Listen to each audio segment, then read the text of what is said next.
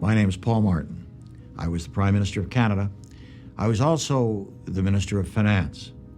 And when I was Minister of Finance, I, along with the other provincial Ministers of Finance in my country, in Canada, brought in the fundamental changes to the Canada Pension Plan that meant that it had become actuarially sound for 75 years, and that it was, instead of being an issue of considerable contention in Canada, it became a beacon of confidence for young Canadians and for senior Canadians. Retirement is an incredibly important part of a person's life. And as we age, pensions are playing an more important role every day. What happened really with the Canada Pension Plan is that when it was initially introduced, it was a tremendous breakthrough. It recognized that working Canadians were going to require some kind of a foundation to their pensions.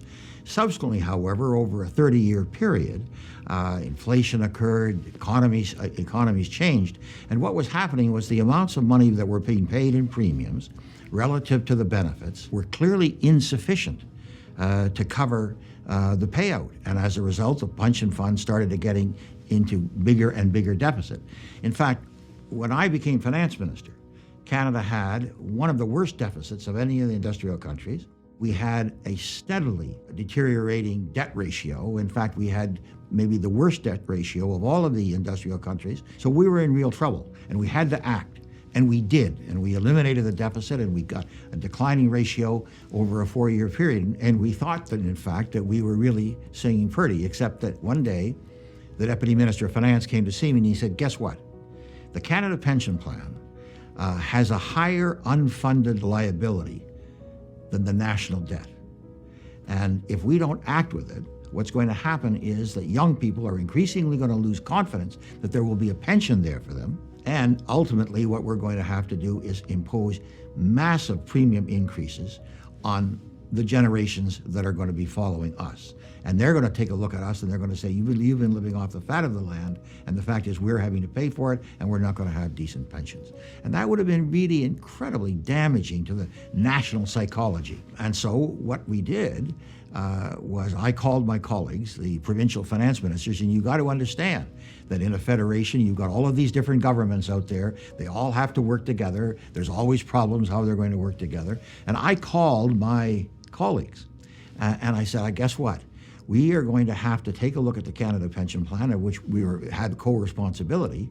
And my message to you is we're going to have to increase the premiums and decrease the benefits. And that is not a message any politician likes to hear. And yet they all rose to the occasion. They all recognized that something that should have been done 30 years ago had not been done.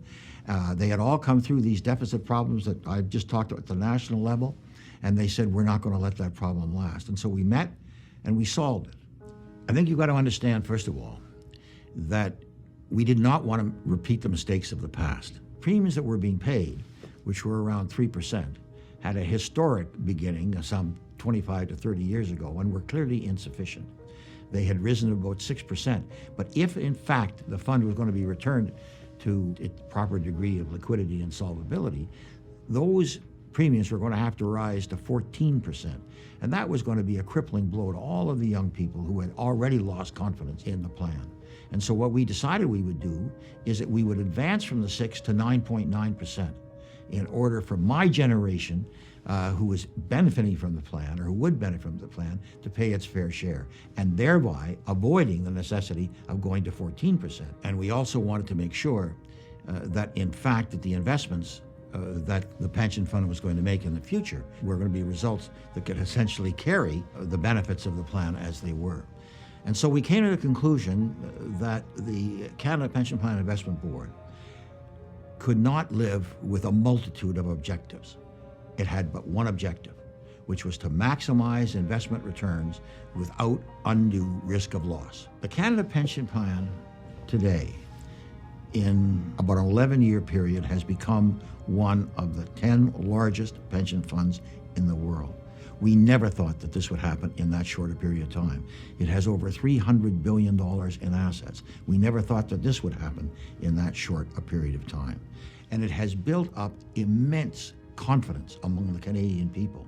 And because of that confidence, it's been able to go abroad.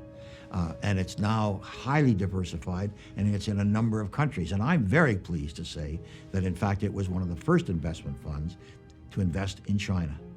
And I think that gives an indication of the capacity that the independence of this board has had in managing that level of assets. So returns are great. It's far more highly diversified than any one of us would have expected. It's a major international fund, and it's independently managed. And if there's any indication of when a plan is successful, I think that's it.